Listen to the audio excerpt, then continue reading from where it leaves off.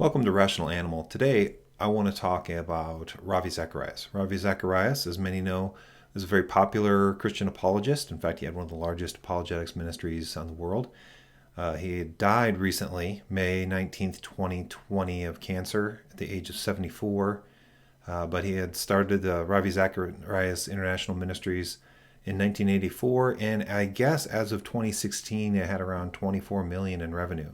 So it's a big deal. And a lot of people look to Ravi Zacharias as a really good blend of both intellectual integrity and kind of the character that goes along with that, the eloquence to be able to communicate the message of not just the gospel, but all sorts of topics. People really liked Ravi. In large part, he was a very good communicator. He was very effective in communicating both on an intellectual level, but also in a level that sort of tugged at the heart to make you feel something when he spoke. So he was good in a way that maybe other apologists have not been. So people looked to him as sort of a very good picture of what an apologist should be, sort of almost like the quintessential apologist to some.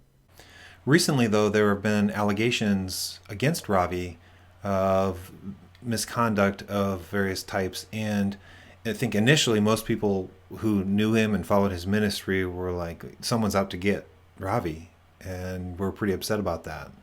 As time went on, though, we started to get more and more information, and we even got some initial comments back from an investigation that was initiated by the Ravi Zacharias International Ministry itself. And it was from a law firm called Miller and Martin Law Firm. They went ahead and began their investigation. They found these allegations to be credible and then put out a statement regarding that. And to Ravi Zacharias' ministry, to their credit, they posted this and were very transparent about it. That report states that we've found significant credible evidence that Mr. Zacharias engaged in sexual misconduct over the course of many years. Some of that misconduct is consistent with and cooperative of that which is reported in the news recently, and some of the conduct we have uncovered is more serious. Our investigation is ongoing and we continue to pursue leads. So this is a confirmation that there is credible evidence that Ravi Zacharias did something very inappropriate. On September 29th, 2020, Christianity Today put out an article that put forth some of these allegations, and the allegations largely came from women who worked at a spa that Ravi Zacharias was a partial owner of. These women reported that Ravi had touched them inappropriately, that he had exposed himself to them, that he had done self-gratification in front of them many, many, many times. And these are the things that were reported in that initial Christianity Today article. The article also includes statements about the reason he gave for why it was okay for him to do these things, namely that the burden of his ministry was so much that this was a kind of therapy for him he needed to do.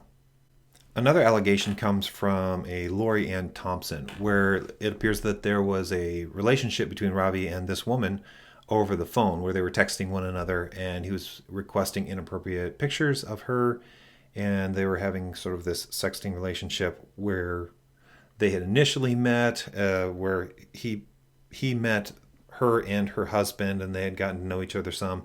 And then there were texts that went back and forth, and pretty soon the text seemed to be just with Lori Ann Thompson, and those grew and grew into what happened in those allegations. Additionally, World magazine reported that there was, I guess, another allegation that a therapist was fired after complaining that Zacharias had asked for more than a massage. Now, Zacharias had claimed that this massage spa was open because he did have, I guess, legitimate back problems, and this was something that helped him continue the ministry, something that helped him feel better, so it was a kind of therapeutic. And I as I understand, even critics of Zacharias say that that was a large part of what he did there. Regarding the Lori Ann Thompson texting issue, when Zacharias was confronted with it, initially he denied these claims and allegations against him and said that they were false. And it looks like later on we had found that there were text messages back and forth, basically where Ravi was asking her if she was going to tell her husband about this because she had felt guilty. She said, look, I feel guilty about these things. I have to tell my husband.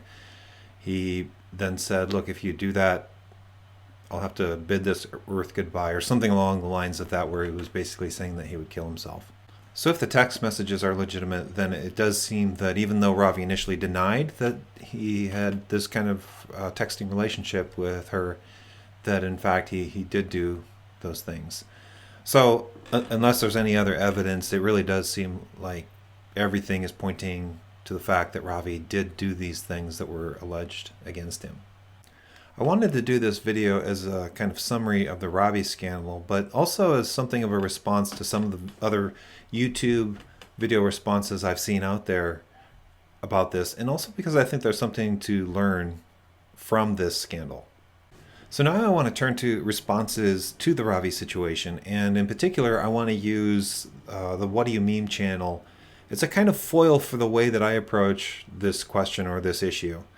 And it's nothing against Whaddo You Meme. I like a lot of the videos on there. I think he's doing a great thing for the kingdom on that channel. But this in particular was something that I thought, I don't know that I have the same take on this situation that he does, and I just want to explain why.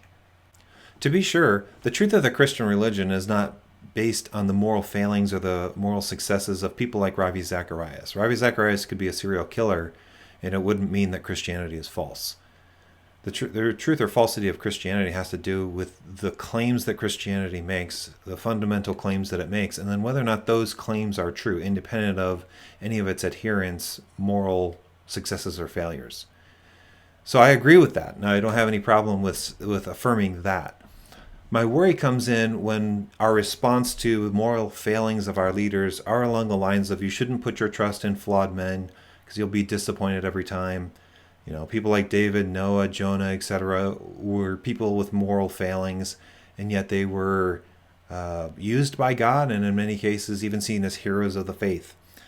Or along the lines of, Christian leaders don't save you, Christ saves you, or something along the lines of, look, you should just kind of expect Christians to be full of moral failings because Christianity is a religion that saves people who do really bad things and everybody's sinful. Okay, so this sort of class of responses to the moral failings of church leaders is, I think, not helpful. The other kind of response that I think is unhelpful is the opposite kind of response, where it's like, look, Ravi led this exemplary life in so many ways, but he committed these specific offenses that were sexual in nature, and now everything that he's ever done is suspect, and that he's a horrible person and no one should look up to him for any reason whatsoever. That, I think, also is unhelpful and unrealistic. I think these two bad responses, though, are related. The response, you shouldn't put your trust in flawed men because you'll be disappointed every time, I think that borrows from the other bad response, namely that if someone is a moral failing in one area, that they're not a moral example in any other area. But I just don't think that's true. I think, yes, they have a moral failing and that needs to be addressed, but that doesn't mean that there's nothing emulatable from the person who has a moral failing in one area. Ravi has many areas that you should emulate. He's an excellent speaker. I've heard he's a very kind-hearted person. I've heard there's many areas of his life and aspects of his life that are worthy of emulation. So I think the don't trust flawed men kind of response actually does a disservice to people like Ravi.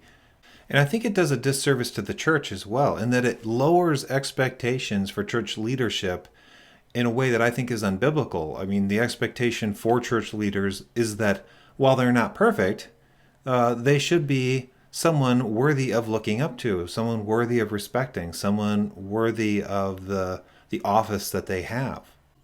It's hard to set a bar higher, though, when you have a notion that some evangelicals have that all sins are the same, that they're all equal. When that's the case, well then, how do you set a bar higher or lower?